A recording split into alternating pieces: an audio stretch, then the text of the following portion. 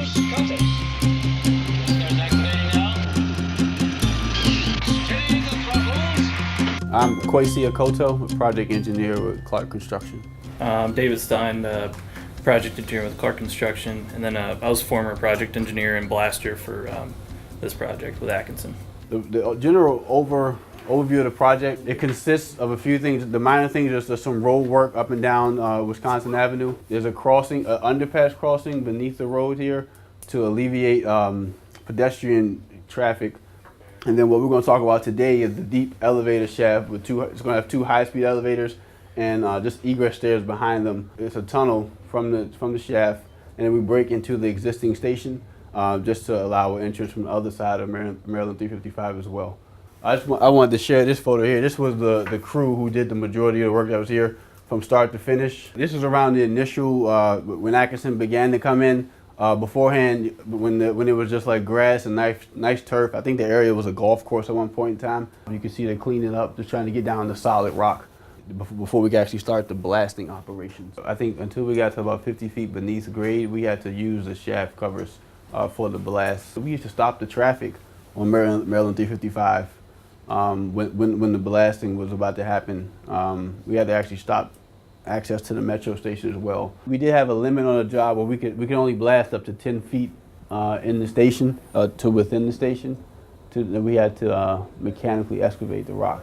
And then on the inside of the station, you'll see another picture, but you can see here, we had to put some temporary bracing on the existing steel ribs that go over top of the tunnel. This is an exciting time. This is when they first started breaking. You can see the 3 beams there that we had to install.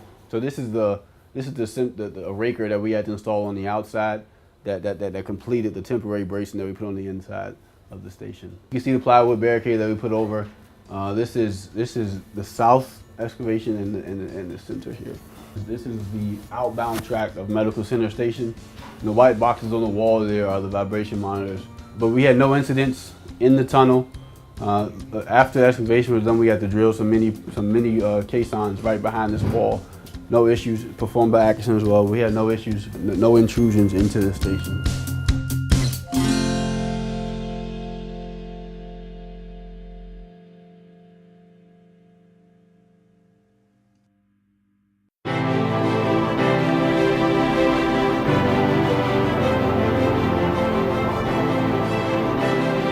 One of the key elements that we wanted to review on the Craftsmanship Awards out of this project here at Nestle was the drywall work associated with the stair. We brought Anning Johnson to the table and did a great job on this stair, and we really think that they deserve the recognition for the work that they put into it. So the stair was originally designed to be clad in metal panels. There were a lot of quality issues with the metal panels and getting the final finish the design team was looking for on those. So we ended up, Anning Johnson brought some suggestions to the table to laminate the metal panels. So a few of the challenges that we did have with the stair, it was built and finished essentially in an occupied space. So we had to build an enclosure to close off the stair itself to allow them to work while the Nestle folks were moving into the space. Anning Johnson had to go through and they built scaffolding on the platforms for each level. There were a lot of tight crevices and small areas that we had to go through and access. It seems like the stair is continuous. The stair structure itself actually just spans from floor to floor, but they wrapped it together with this bottom bulkhead essentially, or bottom soffit, to make it look like it's a single element. The whole stair is cladded in a flexible cement board called Perma-Base Flex.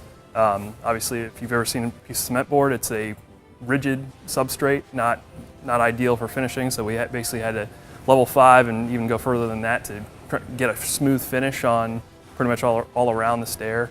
But the Perma-Base Flex provides a much more durable surface than just a regular drywall finish. Over 300 pails of joint compound used on the stair alone is what our finishing foreman was saying we used, which is a lot. No matter how small the space is, they figure out a way to get in there and get it done, and it always ends up looking good. So it's always the guys in the field that come up with the end product. So a lot of hard work went into that.